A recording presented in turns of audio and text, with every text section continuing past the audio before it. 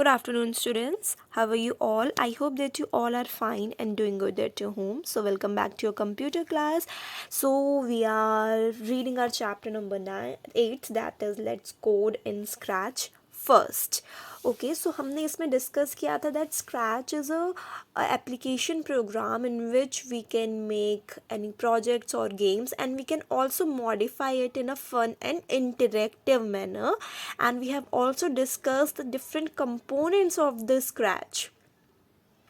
And also I have told you कि इसके बहुत सारे वर्जन होते हैं, scratch 2.0, scratch 3.0 and so on. और जो स्क्रैच मैं आपको यहाँ पे दिखा रही हूँ, this is scratch 3.0. So first of all let's quickly revise the components of scratch window.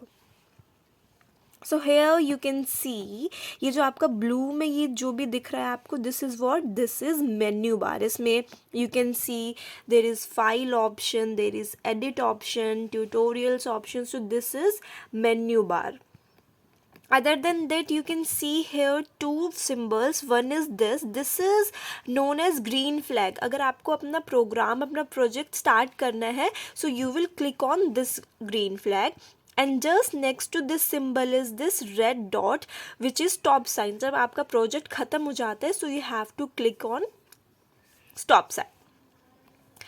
Other than this, here you can see this is the stage area.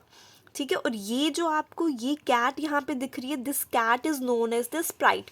जैसे माउस का ये जो कर्सर है, सिमिलरली अब जो भी आप इसमें ड्राइंग करेंगे या कुछ भी करेंगे, वो स्प्राइट की हेल्प से ड्रॉ की जाएगी.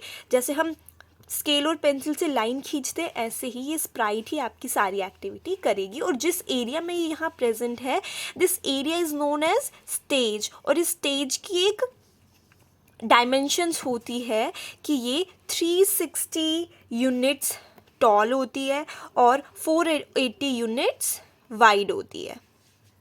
सो ये हो गया, ये हमारा स्टेज है, ये कैट हमारी स्प्राइट है. And also we can change the sprite. Here below you can see this, right? So here you can change the sprite also.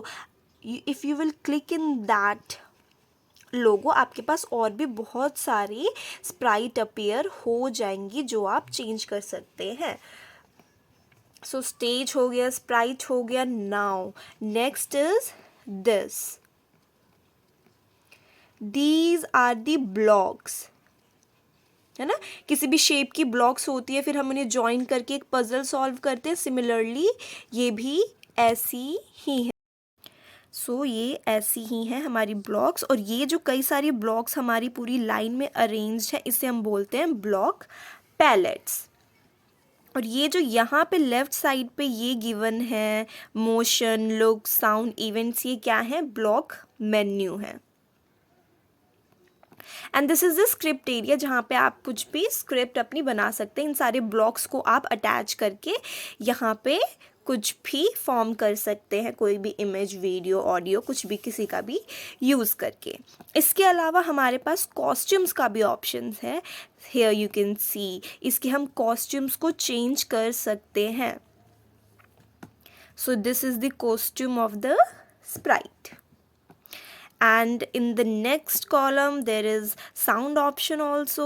ये जो है, this is the sound option. अब यहाँ पे आप साउंड को फास्ट कर सकते हैं, स्लो कर सकते हैं, लाउड कर सकते हैं, सॉफ्टर कर सकते हैं, म्यूट कर सकते हैं, अनम्यूट कर सकते हैं. सो ऐसे आप डिफरेंट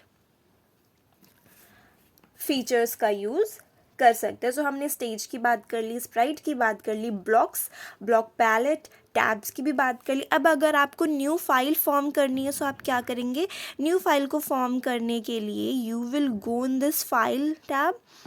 इस फाइल टैब में जाके if you will click on this new, आपके पास एक न्यू फाइल आ जाएगी.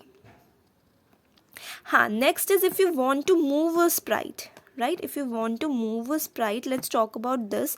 This is a sprite and I want to move it. So what I will do, यहाँ पे जितने भी options given है, like I want to move it to 10 steps. So I will click on that and you can observe that the sprite is moving.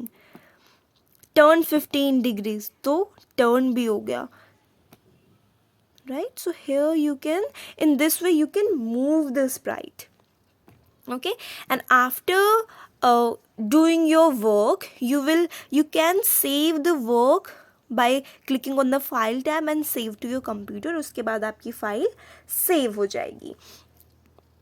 और adding new Sprite मैं आपको बता चुकी थी कि दिस इज़ वन स्प्राइट, और ऐसे आप और भी स्प्राइट यहाँ पे जाके सर्च करके there are many sprites which you can use in your project that completely depends on you.